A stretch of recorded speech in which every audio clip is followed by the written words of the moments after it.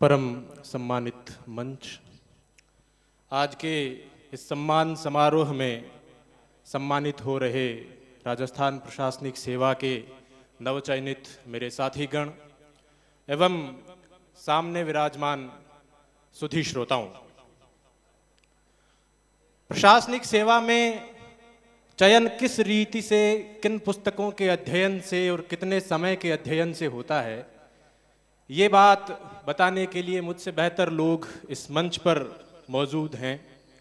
चूँकि कार्यक्रम के शीर्षक में प्रतिभा सम्मान समारोह के साथ युवा संगम भी शामिल है, इसलिए मैं युवाओं से जुड़े हुए एक विषय पर बात करना चाहूँगा। युवाओं की एक अच्छी संख्या यहाँ उपस्थित है। मुल्क में जो डेमोग्राफिक डिविडेंड की स्थिति है वो इस मेले में भी देखी जा सकती है। किसी देश में, किसी समाज में जब युवाओं की संख्या बच्चों से, बूढ़ों से ज़्यादा होती है तो उसे डेमोग्राफिक डिविडेंड कहा जाता है। हिंदी में इसके लिए जो शब्द गढ़ा गया है वो जनसांख्यिकी लाभांश है।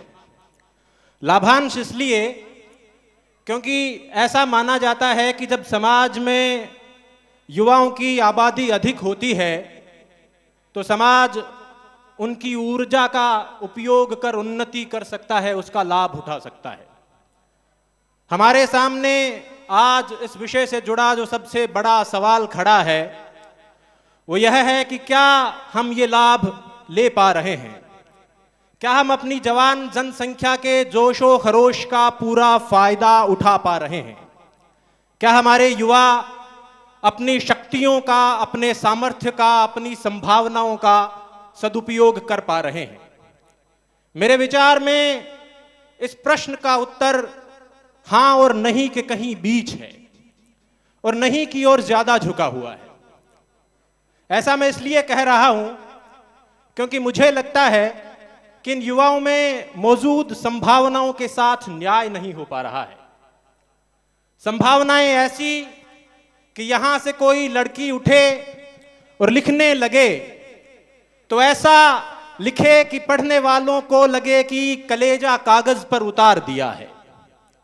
संभावनाएं ऐसी कि यहां से कोई लड़का उठे और गाने लगे तो ऐसा गाए कि सुनने वालों को लगे कि मंत्रों से बांध लिया है। संभावनाएं ऐसी कि यहां से कोई लड़का उठे और राजनीति करे तो देश की सारी दुखती रगें टटोल ले। और संभावनाएं ऐसी कि यहां से कोई लड़की उठे और विज्ञान पढ़े तो ब्रह्मांड की सारी गुत्थियों के रहस्य खोल ले। संभावनाएं ऐसी कि यहां से कोई भी उठे और संघर्ष करे तो शरीर के सामर्थ्य की सीमाएं तोड़ दे। और संभावनाएं ऐसी कि यहां से कोई भी उठे और उद्यम करे तो सदियों पर अपना असर छोड़ दे। परंतु कुछ हवाएं ऐसी चली है, कुछ लहरें ऐसी उठी है कि जिधर भी दृष्टि घुमाओ संभावनाओं के ये सारे दुर्ग ध्वस्त होते नजर आते हैं। गीत अश्क बन गए, छंद हो दफन गए, साथ के सभी दिए धुआं पहन पहन गए। हो सका न कुछ मगर शाम बन गई सहर, वो उठी लहर की ढह गए किले बिखर बिखर।